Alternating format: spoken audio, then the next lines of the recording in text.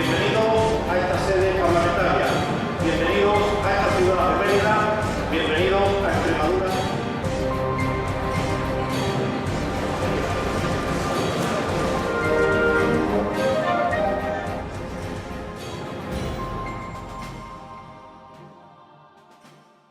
Tiene la palabra el presidente del Senado de España, Pío García Escudero.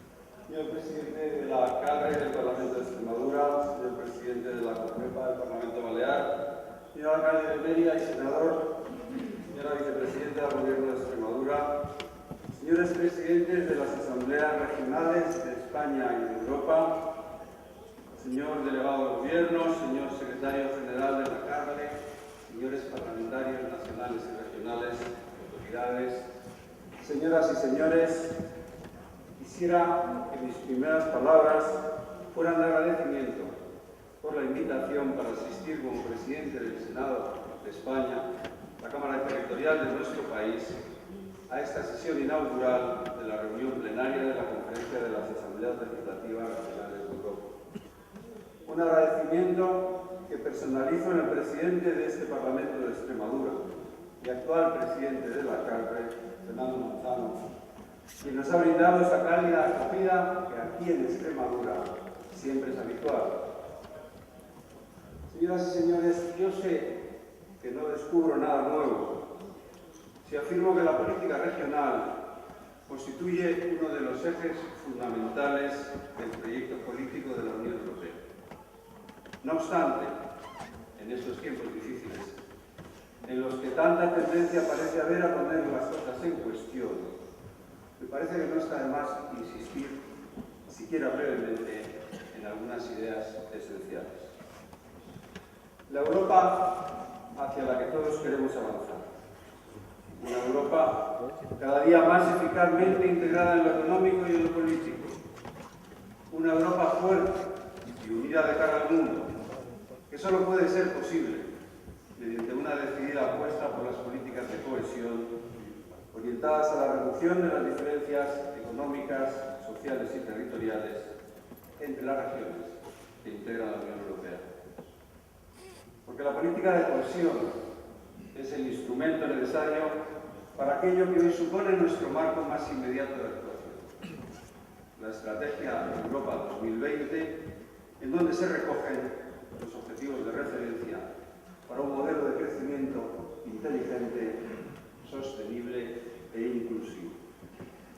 Evidentemente, la eficacia de la política de cohesión está necesariamente ligada a su sustancia financiera, un hecho indiscutible, que cobra aún más importancia en la actual situación de crisis económica, cuando tan imprescindibles son las respuestas eficaces que tienen que devolvernos a la senda del crecimiento.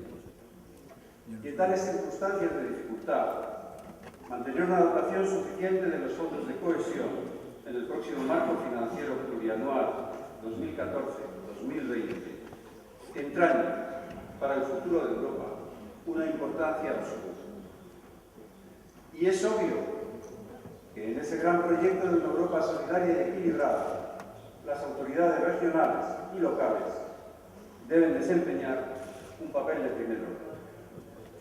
Desde el más absoluto respeto a la soberanía de cada Estado, en el diseño de sus estructuras internas de organización territorial, debemos afirmar que la descentralización otorga indudables ventajas competitivas y que, en definitiva, redunda siempre en beneficio del nivel de bienestar de los ciudadanos.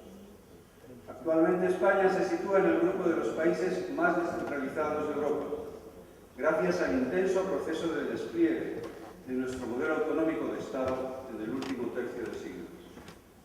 Y en esa perspectiva temporal, más allá de la actual coyuntura de crisis económica, las comunidades autónomas españolas han contribuido sustancialmente al progreso democrático y al desarrollo económico de nuestro país. Además, por supuesto, de haber permitido el justo reconocimiento de la rica diversidad interna de nuestra nación. Las comunidades autónomas, como las entidades locales, han posibilitado una mayor cercanía entre la Administración y los ciudadanos. Han servido para reducir las diferencias territoriales en los niveles de desarrollo y, de ese modo, las desigualdades entre los españoles. Y al ser responsables de servicios públicos tan esenciales como la educación o la sanidad, son una pieza clave para las condiciones de bienestar de los ciudadanos. Cuando hablamos de las bondades de la descentralización política, tenemos que poner en el primer plano a las instituciones que otorgan al sistema su legitimidad democrática. Y me estoy refiriendo, por supuesto, a las asambleas legislativas regionales. Y no se me ocurre mejor momento ni lugar para destacar el papel de los parlamentos regionales como actores necesarios del proyecto de construcción europea. Por una parte, como responsables del impulso de desarrollo y la ejecución de políticas esenciales para la vida de los ciudadanos.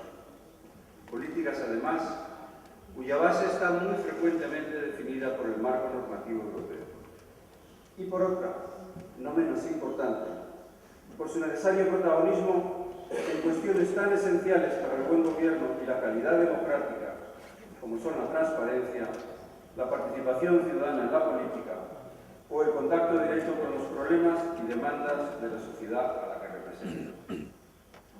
Todo esto otorga a las asambleas legislativas regionales el enorme valor de actuar como vínculo directo entre, por un lado, los ciudadanos y, por otro, el proyecto europeo, es decir, sus principios y valores, así como las políticas concretas en que estos se materializan. Y al mismo tiempo, en los actuales momentos, los parlamentos regionales, ejerciendo su autoridad presupuestaria, pueden y deben también rendir un importante servicio como impulsores políticos de algo tan vital hoy para la estabilidad de la zona euro, como es la eficiencia y la racionalización del gasto público. En definitiva, todo esto pone negro sobre blanco dos ideas estrechamente relacionadas. La primera es que la actividad parlamentaria de las asambleas legislativas regionales europeas no pueden concebirse al margen del contexto europeo del que forman parte.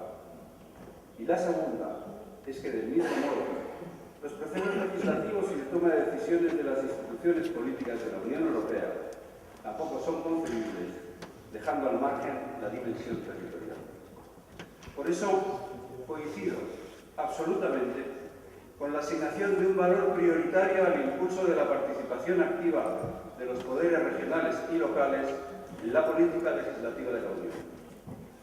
Como todos sabemos, el Tratado de Lisboa, además de reforzar el papel de los parlamentos nacionales en el proceso legislativo de la Unión Europea, ha marcado el hito de incorporar por vez primera un reconocimiento expreso del hecho regional en los tratados comunitarios. Concretamente, previendo la posibilidad de que los parlamentos regionales con competencias legislativas puedan participar, previa consulta de su correspondiente Parlamento Nacional, en el control del cumplimiento del principio de subsidiariedad de un proyecto de acto legislativo europeo mediante el denominado mecanismo de alerta temprana. Y también, en algo que abre la ventana a su participación, en un momento aún más embrionario del proceso legislativo, imponiendo a la Comisión el requisito, antes de realizar una propuesta, de proceder a amplias consultas que tengan en cuenta, cuando proceda, la dimensión regional y local de las acciones políticas. Sin duda alguna, estas disposiciones han abierto nuevas posibilidades para la incorporación del criterio regional y local en el diálogo político sobre los asuntos europeos, consecuente con el principio de gobernanza multinivel. Posibilidades que desbrozan un camino nuevo por el que habrá que ir profundizando en el futuro inmediato. Para ello, en primer lugar, me parece muy importante que se impulsen mecanismos eficaces de coordinación entre parlamentos regionales y parlamentos nacionales, en especial allí donde existan, como en España, las cámaras de representación. Y en nuestro caso concreto, y sin perjuicio de las funciones que a estos efectos tiene encomendada la Comisión Mixta Congreso-Senado para la Unión Europea, creo que el Senado de España puede ofrecer un marco adecuado para contribuir a este propósito en concreto a través de su Comisión General de Comunidades Autónomas, gracias a las posibilidades reglamentarias prácticamente inexploradas hasta la fecha que ofrece. Paralelamente, me parece particularmente conveniente la mejora de los mecanismos de cooperación e intercambio de experiencias entre los parlamentos regionales. Para ello, la existencia de órganos estables de colaboración interparlamentaria tiene una importancia primordial, bien sea a escala nacional, y aquí he de mencionar la eficaz labor que en España viene desempeñando a este respecto la COPREPA, bien a escala europea con la CARRE. Efectivamente, las más de 70 regiones europeas con capacidad legislativa, encuadradas en esta asociación, constituyen la punta de lanza del proceso europeo de regionalización.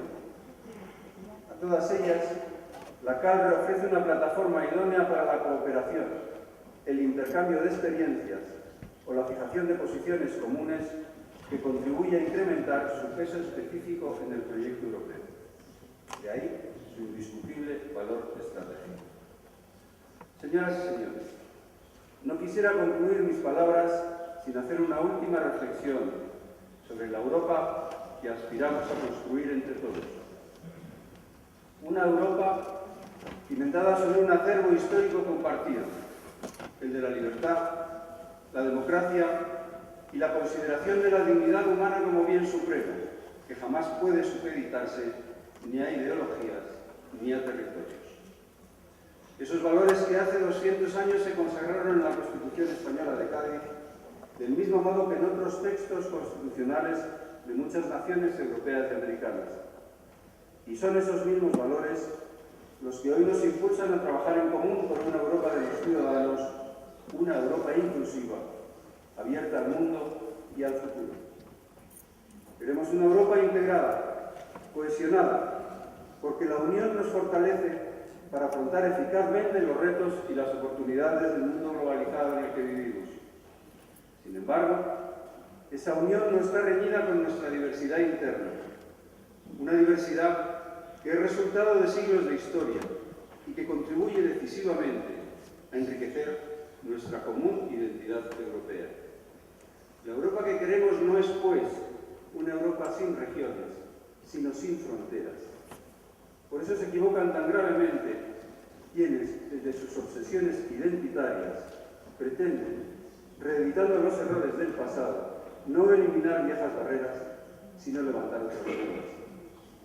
Porque las barreras aislantes jamás aportaron progreso alguno, sino todo lo contrario, solo pobreza y desolación. Apostemos, por tanto, por el progreso, por una Europa edificada desde las regiones y al servicio exclusivo de todos sus ciudadanos. Muchas gracias.